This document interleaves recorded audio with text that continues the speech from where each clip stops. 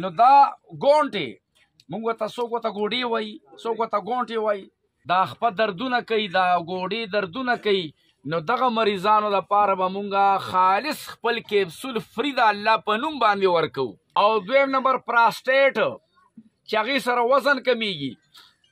متیازې ساسکې راځي یا بیخي ډېرې راځي یو سپینګیری هغه غسلخانې باتروم ته نشي رسولی نو هغه سپینګیرو لبا پراسټیټ دارو بوتل د الله په نوم فری ورکوو او دریم نمبر د تلیسیمیا مریضان هغه ماشومانان چې د هغې میجر تلیسیمیا وي یا د تیلي د تورې د وجې نه تلیسیمیا وي یا جګر کار نه کوي وجود کې مړه تبه وي یا پکې ملیریا پرته وي او وجود یې وینه نه جوړوي نو د هغې دپاره مونږ به مخکې یو ایټم ورکوو اوس هغه 3 ایټم دي چې هغه تور کې به هم کار کوي جګر کې به هم کار کوي مړه تبه کې به هم کار کوي او تلیسیمیا کې به هم کار کوي 3 ایټم خو دا زمونږ الله تعالی سره یو وعده ده چې الله تر کومه پورې ژوندي وو نو تلیسیمیا د بچو دا خدمت به مونږ انشاءالله تعالی کوو کیدای شي چې مونږ پکې یو فاونډیشن افزو صدیق افریدي جوړ کړو نو زمونږ څونه بهر ملګري زمونږ چې کوم فالو واله دي زمونږ منلو واله دي زمونږ ملګري دي خو دي نورم که څوک نو هغې ته مونږ دا درخواست کوو چې د تلیسیمیا مریضانو دپاره او هغه چې بیا څونه مریضان جوړ شوي وي نو مونږ به د هغې د جوړو مریضانو به مونږ بیا نمبر هم په سکرین باندې ورکوو بیا که یو سړی ته د هغه ځای نه تپوس کوي چې بھئی دا داروګانې یې له مفت درکړي دي که په پیسو یې دله درکړي دي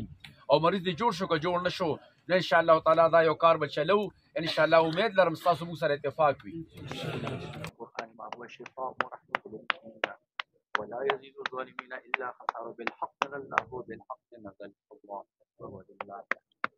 بسم الله الرحمن الرحيم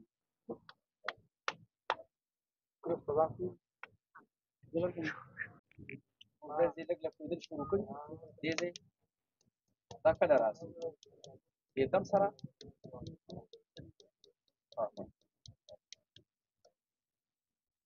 نو فزان نه پوهېږي دا او دا پوهېږي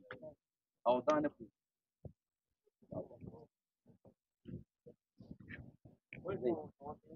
السلام علیکم زما نوم رویداد ګل دی او زه د نظامپور نه راځم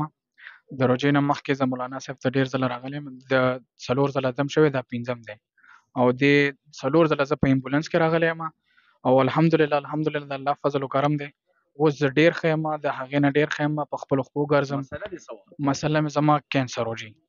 زما د کولمو کینسر و دلته غوټې وې او الحمدلله دا غوټې هم بس ختمې شوي دي او 2 پاتې دي او د خېټې کومې غوټې دي الحمدلله هغه هم ډېرې ښې شوي دي د الله فضل و کرم دی د مولانا صاحب دعا دی د خلکو دعا ده او د مولانا صاحب دم درود چې کوم دی ماشاءالله ډېر ښه دی او که تاسو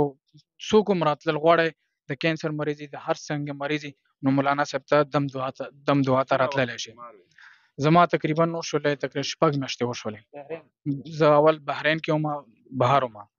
بیا د بهر نه واپس رالم نو دلته مولانا صاحب ته رالو 4 دمونه علاجونه ما په بحرین کې مې علاج کړی او دلته بیا د پېښور کې ارنم نه چالو دی نو بس الحمدلله سب علاج او صدم خو الحمدلله دم سره ډېر ښه شوي 100% کې د دم دپاره چې کوم دی نو 80% ما دم دپاره ورکړی دی چې د دم دپاره الحمدلله دم نشه ښه شوي شیراز خان د نوښار نه شوګر بلډ پریشر شکر الحمدلله ښه شوي دي یو دم سره او اوس د ګردو تکلیف دی ډایلیسس راته ویلي دي اوس انشاءالله چې دا پرې دم وشي نو کېدی شي انشاءالله هغه هم ښه شي یو پرې وړومبي ځل دا 2م ځل دی زما 148 خلکو ته څه ویل بس خلکو ته همدغه وایم چې دم درود کې اثر شته دی او را دي شي چې وګورو خپله به انسان ته پته ولګي چې راشي نو خپله به انسان ته پته ولګي چې یاره څه شته